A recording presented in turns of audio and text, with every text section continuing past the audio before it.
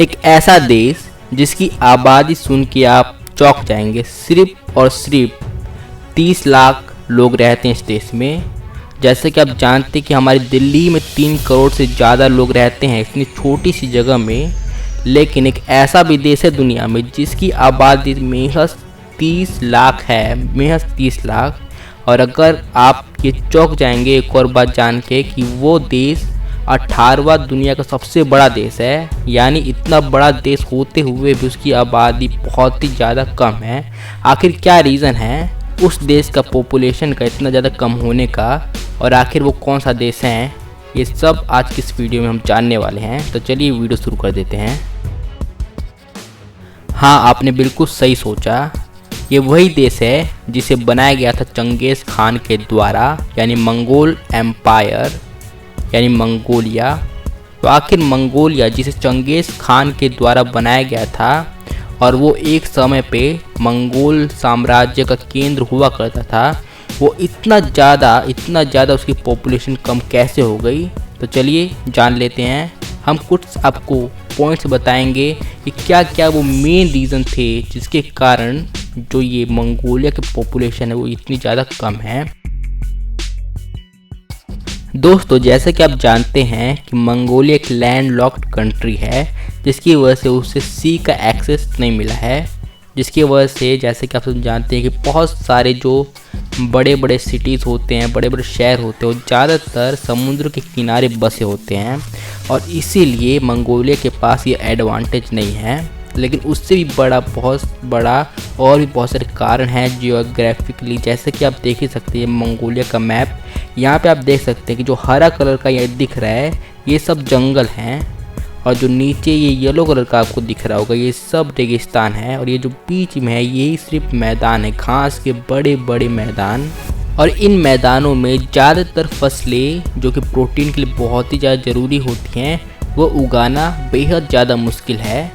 क्योंकि क्या है कि जो मंगोलिया है वहाँ पे बहुत ही ज़्यादा गर्मी भी पड़ती है और ठंडी भी पड़ती है। यहाँ पे एवरेज टेम्परेचर अगर आप ध्यान से देखें तो वो है -3 सेल्सियस।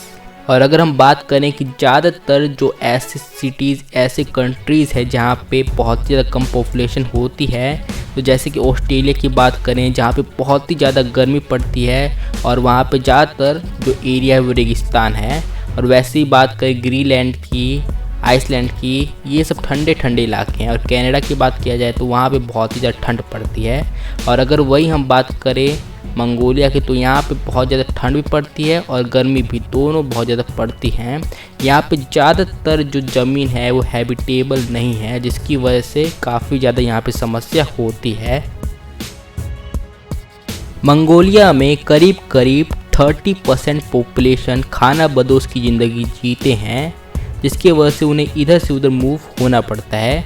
और अगर आप ध्यान से देखें जहाँ पे ज़्यादा पॉपुलेशन है, जैसे कि बात कर सकते हैं साउथ की, यानी इंडिया, चाइना, इनकी बात किया जाए तो यहाँ पे बहुत ही ज़्यादा फर्टाइल ज़मीन होती थी और बहुत ही ज़्यादा फर्टाइल है, तो खेती भी बहुत ज़्यादा पैमाने पे होती है। और जहाँ पे खेती होती है वहाँ पे बहुत सारे लोग की ज़रूरत पड़ती है, जिसकी वजह से बहुत सारे लोग प्रेफर करते थे कि ज़्यादा से ज़्यादा बच्चे हों। जितने ज़्यादा बच्चे होंगे उतने ज़्यादा जो मजदूरी होगी वो बढ़ेगी, उतना ज़्यादा पैदावार भी होगा खेती में। लेकिन वहीं पे बात करें मंगोलिया की तो मंगोलिया पे ज़्यादातर लोग खानाबदोश की ज़िंदगी जीते हैं, जो कि एक जगह से दूसरी जगह जाते रहते हैं। तो इसीलिए यहाँ पे लोगों की ज़्यादा प्रायोरिटी होती है कि कम से कम बच्चे हों, क्योंकि जितने कम बच्चे होंगे उतने ज़्यादा उन्हें कैरी करने में आसानी रहेगा, इधर से उधर ले जाने में उन्हें आसानी रहेगा। और क्योंकि ये सब खानाबदोश होते हैं तो इनको इधर से उधर जाना पड़ता है और उसमें इन्हें दिक्कत आ सकती है अगर इनके ज़्यादा बच्चे हुए तो। मंगोलिया की जो ज़मीन है वो इतनी ज़्यादा उपजाऊ और इतनी ज़्यादा हैबिटेबल नहीं है कि वो एक बड़े पॉपुलेशन को हैंडल कर सके। तो यही बहुत बड़ा कारण हो जाता है माइग्रेशन का। जैसा कि इतिहास में कई बार मंगोलिया की हुआ है कि जब भी मंगोलिया की जो पॉपुलेशन है वो ज़्यादा बढ़ी है तो कई बार ऐसा हुआ है कि जो ये पॉपुलेशन ये 2 भागों में बट जाती है और इन दोनों भागों में लड़ाई होती है, और जो भी पॉपुलेशन हार जाता है उसे माइग्रेशन करना पड़ता है दूसरे कल्चर में, दूसरे सोसाइटी में, दूसरी जगहों पे उन्हें माइग्रेशन करना पड़ता है। तो यही इतिहास रहा है मंगोलिया का। और अगर बात करें अभी के हालात की तो मंगोलिया में 30 लाख पॉपुलेशन रहती है वहाँ की, और रशिया में मंगोलिया के लोग 10 लाख रहते हैं, और चाइना में मंगोलिया के लोग 50 लाख रहते हैं। यानी आप खुद ही सोच सकते हैं कि मंगोलिया के ही लोग चाइना में 50 लाख रहते हैं, लेकिन मंगोलिया में सिर्फ 30 लाख।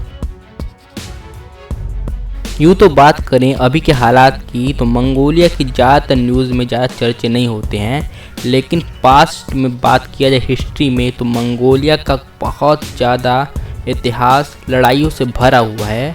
मंगोलिया में बहुत सारी लड़ाइयाँ हुई है, बहुत सारे जेनोसाइड भी हुए हैं, और ज़्यादातर चाइना से हुए हैं। चाइना से बहुत सी लड़ाइयाँ हुई है, करीबन 5 साल, हर 3 साल बाद एक लड़ाई होती थी, जब तक वर्ल्ड वॉर 2 ना हो गया। और यूँ तो बात करें तो मंगोलिया ने अपने आप ही में बहुत सारे सिविल वॉर और बहुत सारे कॉन्फ्लिक्ट अपने देश ही में देख रखे हैं, तो ये सब भी बहुत बड़ा कारण हो जाता है।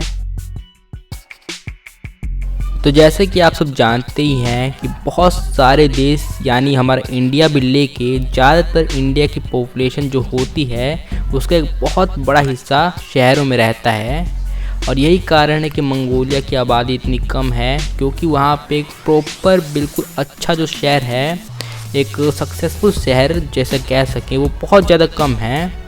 अगर बात करें तो मंगोलिया की ज़्यादातर आबादी का एक बहुत बड़ा हिस्सा उसकी राजधानी जो कि सिटी है वहाँ पे रहता है, और बाकी के जो उसके शहर हैं वो ज़्यादातर सक्सेसफुल नहीं हुए हैं। वॉर हुए हैं, बहुत सारे फॉरेन इन्वेजन हुए हैं, यहाँ तक कि सिविल वॉर भी कई हो चुके हैं, जिसके कारण वहाँ के शहर जो हैं बहुत ज़्यादा डिस्ट्रॉय भी हो चुके हैं, जिस कारण जो लोग हैं उनके बहुत ज़्यादा एक संख्या लोग की चूज़ किया कि वो खाना बदोश की ज़िंदगी जिएंगे, क्योंकि खाना बदोश की ज़िंदगी में वहाँ के लोगों का मानना है कि बहुत ही ज़्यादा फ्रीडम है और एक इक्वालिटी जैसा महसूस होता है, जिसके कारण बहुत सारे लोग ये खाना बदोश की ज़िंदगी चूज़ किए। यूँ तो चाइना ने बहुत सारे इन्वेजन मंगोलिया में कर रखे हैं, जिसके कारण बुद्धिज़्म, लामाइज़्म जैसे बहुत सारे विचार गए हैं मंगोलिया में, और इसी कारण मंगोलिया में हाफ पॉपुलेशन, यानी वहाँ की आधी आदमियों की जो पॉपुलेशन है वो लामाइज़्म को फॉलो करने लगी। और जैसा कि आपको पता ही होगा कि बुद्धिज़्म, लामाइज़्म, इन सभी धर्मों के जो मॉन्क होते हैं उन पे सख्त पाबंदी होती है कि ना ही वो अपनी फैमिली बना सकते हैं और ना ही शादी कर सकते हैं, जिसके कारण भी बहुत ज़्यादा क्षति पहुंची है वहाँ की पॉपुलेशन को। और एक और कारण ये भी था कि जो चाइना इन्वेट करते थे तो बहुत सारे जो आदमी थे उन्हें अपनी आर्मी में भर्ती कर लेते थे, मंचूरियन आर्मी में, जिसके कारण भी वहाँ की जो मेल पॉपुलेशन का बहुत बड़ा भाग है वो ऐसे ही करके ख़त्म होता गया। तो ये थी आज की वीडियो, जिसमें हमने जाना कि आखिर मंगोलिया देश की इतनी ज़्यादा आबादी कम क्यों है। तो अगर आपको वीडियो इन्फॉर्मेटिव लगी हो तो इस वीडियो को लाइक कर देना, और अगर आपको ऐसे इन्फॉर्मेटिव वीडियो चाहिए तो आप हमारे चैनल को सब्सक्राइब भी कर सकते हैं। तो इस वीडियो को पूरी देखने के लिए धन्यवाद।